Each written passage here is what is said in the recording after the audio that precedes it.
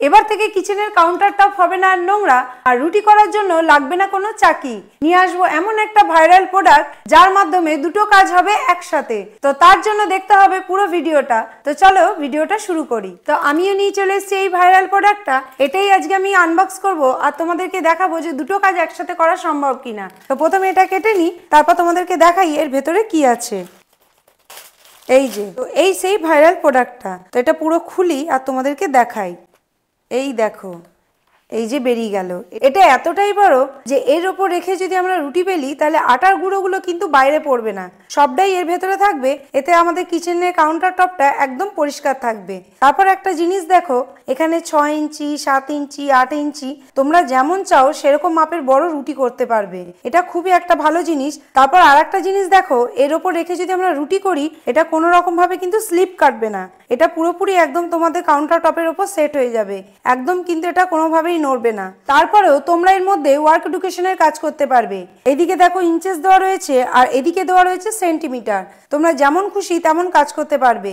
এছাড়াও তোমরা এর মধ্যে কেক বা পিৎজা তৈরি করতে পারবে। এদিকে ইঞ্চেসের মাপ দেওয়া রয়েছে আর এদিকে সেন্টিমিটারের মাপ দেওয়া রয়েছে। তোমরা ছোট বড় যেমন আকার দরকার তেমনই তোমরা কিন্তু তৈরি করতে পারবে। তো এবার আমরা দেখবো এর মধ্যে রুটি বেলা যাচ্ছে কিনা, রুটি বেলতে গিয়ে এটা স্লিপ কাটছে কিনা। তো আমি প্রথমে একটু আটা মাখা নিয়ে আসি, তারপর তোমাদেরকে দেখাচ্ছি। তো আমি একটু আটা মাখা নিয়ে চলে এসেছি।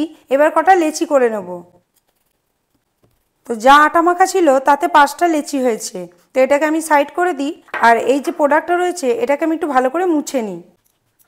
দেখো এটা আমি ভালো করে মুছে নিয়েছি। এবার লেচিটা দিয়ে আমি এখানে রুটি করব। জিনিসটা কিন্তু দারুণ, রুটি বেলতে গিয়ে একটুকুও কিন্তু কোনো রকমভাবে স্লিপ কাটেনি। তো দেখো আমি এখানে কতটা মাপের রুটি করেছি একটু তোমাদেরকে দেখাচ্ছি। এখানে দেখো 8 ইঞ্চি রুটি করেছি। জিনিসটা কিন্তু খুবই ভালো। তোমরা যারা ডাইরেক্ট এর ওপর রুটি বেলতে চাও না, যারা চাকিতে রুটি বেলা পছন্দ করো, এবার আমি চাকিটা এর উপর রেখে দেখবো যে চাকিটা স্লিপ কাটছে কিনা। বাহ, এতেও কিন্তু সুন্দরভাবে রুটি করা যাচ্ছে। দারুণ জিনিসটা, দারুণ। এই জিনিসটা কিন্তু খুবই ভালো।